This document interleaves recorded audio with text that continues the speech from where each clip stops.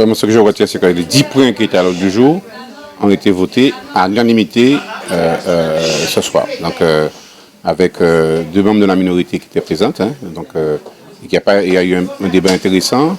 On a eu 2 points où les collègues de la G50, l'agence G50 PAS, sont venus présenter le projet pour la voûte et le projet aussi pour Val-de-Loge qui continue.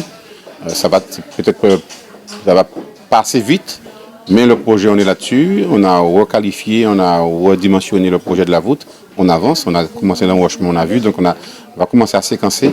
On fera la même démarche aussi à Val-de-Loge, où on est sur une approche avec plusieurs partenaires, avec l'Office national des forêts, avec la G50, avec l'ADEAL, avec le Conservatoire du littoral, mais on va travailler aussi avec le conseil départemental. On attend l'étude du conseil départemental pour créer le port départemental, pour qu'après on puisse avoir le port communal. Et à partir du moment que le périmètre portuaire va être délimité, la G50 pourra avancer sur le projet. Et puis on a bien entendu, pour nos enfants, le plan cantine. Le plan cantine, les choix sont présentés, où les piliers concernant l'éducation, concernant l'alimentation, concernant les conditions d'équipement, notamment sur la question des nuisances sonores. On est inscrit dans le bien-être de nos enfants sur le territoire. Et puis bien entendu, on a aussi parlé du centre social. Le centre social, c'est le projet qu'on a signé avec la CAF, la Caisse d'allocation familiale, le contrat territorial global sur le territoire, avec un projet social porté par la collectivité, avec un partenariat étroit avec la Caisse d'allocation familiale. On avance sur la crèche. La crèche, on devrait être opérationnel pour une crèche qui doit ouvrir à partir du mois de septembre. Les travaux ont commencé déjà. Le centre social aussi, on est dans la partie études. On devrait démarrer les travaux à partir du mois de mars. Donc avec aussi là aussi une ouverture du centre social physiquement, parce que sur la question des ressources humaines, on a déjà la directrice du centre social qui s'est présentée ce soir, et on a aussi le chargé de coopération du centre social, Madame Régis de Vieux Habitants, qui travaille pour Vieux Habitants. Donc Vieux Habitants, c'est une commune, donc il me semble quand on regarde les chantiers, les travaux avancent, et nos conseils municipaux, c'est pour valider les plans de financement, c'est pour montrer qu'on est en travail en partenariat en toute intelligence avec le conseil régional, notamment c'est le cas de l'église de Vieux Habitants, on reprend la maison du patrimoine, le stade municipal et puis les travaux aussi qui se font avec le département, notamment le pont de Vanier à Bougendre. Voilà, montrer bien qu'une commune comme Vieux Habitants, on a besoin de travailler avec les collectivités majeures, la région et le département. On a besoin de travailler aussi avec les agences de l'État, l'agence des 50 pas, le PF, les services de l'État, la DEAL et puis aussi la préfecture.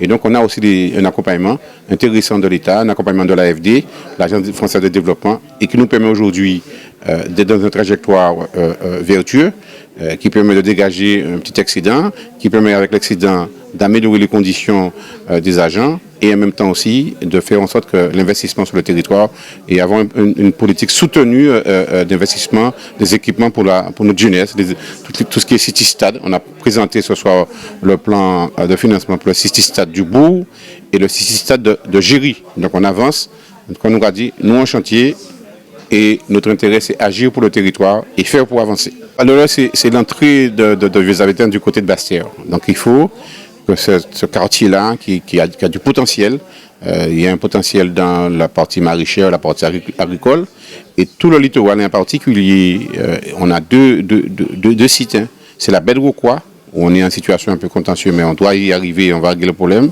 et puis sur Lens-Val-de-Loge. Donc sur ces 2 sites-là, il faut faire en sorte que la Baie de Rocroi puisse retrouver son lustre d'antan avec l'hôtel qui était là. Mais ça prend du temps parce que dès le moment qu'on est sur des zones, on va dire, fragiles, qui présentent une belle biodiversité, qui présentent un site magnifique, mais en même temps aussi présente beaucoup de vulnérabilité. Donc pour intervenir, pour agir, il faut des études d'impact, il faut regarder la dimension écologique.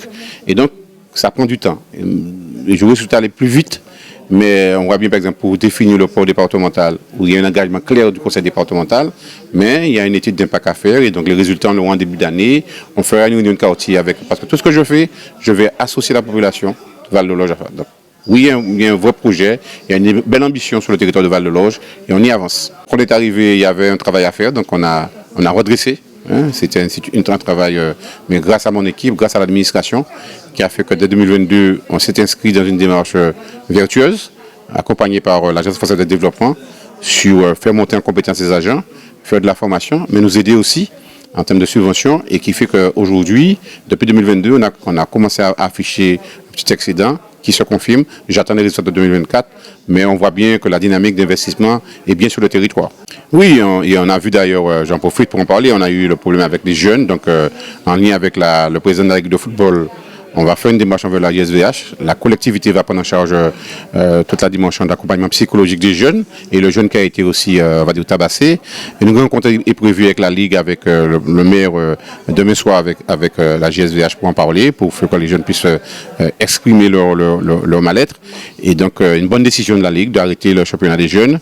Voilà, mais c'est sous ça, il faut quand même que cette période de fête qui arrive, qu'on puisse en profiter au maximum. Donc je souhaite à l'ensemble des Guadeloupéens, et en particulier aux Abyssois, des joyeuses fêtes de fin d'année. J'aurai l'occasion de revenir pour les fêtes de début d'année, les vœux de début d'année, mais belles fêtes de Noël, et surtout belles fêtes Cacado, demain soir à Navarenne les 13 et le 20, le final dans le beau place Teddy. Nous attendons le monde, ensemble c'est une belle fête, c'est un bon moment de partage, un bon moment pour faire nos habitants partager, et puis pas que nos habitants, nous savons que nous sommes au Canada, plein d'autres pays qui attendent ce moment là, parce que Cacado c'est une fête coutumière que nous allons trouver d'autres côtés en Guadeloupe.